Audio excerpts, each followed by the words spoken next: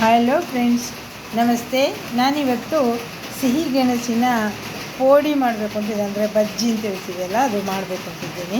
ಹೊರಗಡೆ ಜೋರಾಗಿ ಮಳೆ ಬರ್ತಾ ಇದೆ.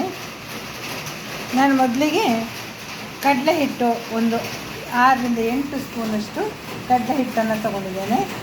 1.5 ಸ್ಪೂನು ಚಿಲ್ಲಿ ಪೌಡರ್, ಸ್ವಲ್ಪ ಮೈದಾವನ್ನು ತೊಗೊಂಡಿದ್ದೇನೆ, ಒಂದು ಅರ್ಧ ಸ್ಪೂನು, ಹಾಗೆ ಅರ್ಧ ಸ್ಪೂನು ಜೀರಿಗೆ, ಸ್ವಲ್ಪ ಉಪ್ಪನ್ನು ತೊಗೊಂಡಿದ್ದೇನೆ. ಇದನ್ನು ಕ್ಲೀನಾಗಿ ಸ್ವಲ್ಪ ನೀರು ಹಾಕ್ಕೊಂಡು ಮಿಕ್ಸ್ ಮಾಡ್ಕೊಳ್ತೇನೆ.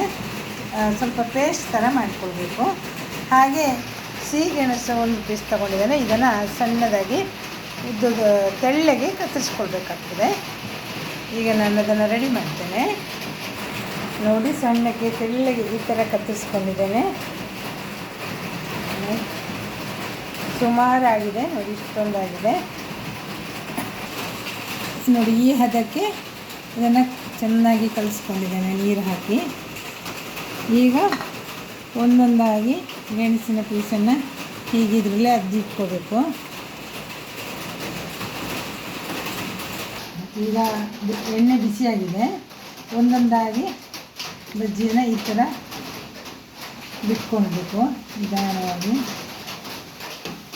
ಭಾಳ ಎತ್ತರದಿಂದ ಹಾಕಬೇಡಿ, ನಿಧಾನಕ್ಕೆ ಹಾಕಿ.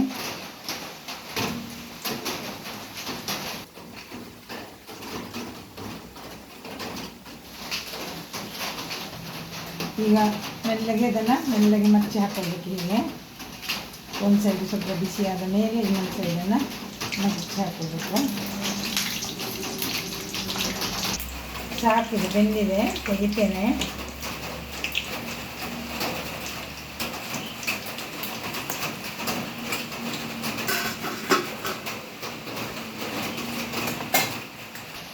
ಇನ್ನೊಂದು ಸಲಕ್ಕೆ ಹಾಕೊಳ್ತಾ ಇದ್ದೇನೆ. ನೋಡಿ, ಒಂದು ಸಣ್ಣ ಗೆಣಸಲ್ಲಿ ಸುಮಾರೇ ಆಗಿದೆ, ಒಂದು 25 ಆಗಿದೆ ಅನಿಸುತ್ತೆ. ತೆಳ್ಳಗೆ ಕಟ್ ಮಾಡಿಕೊಂಡ್ರೆ ಒಮ್ಮೆ ಸಾಯಂಕಾಲದ ಚಾಕೆಲ್ಲ ಚೆನ್ನಾಗಿರ್ತದೆ.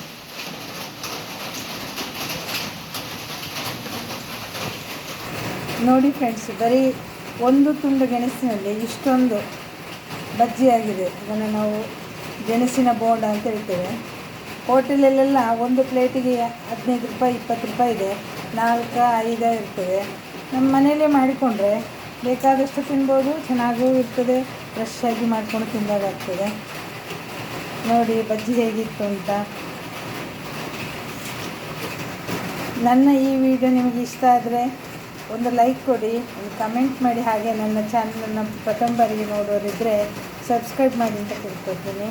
Thank you watching for my video.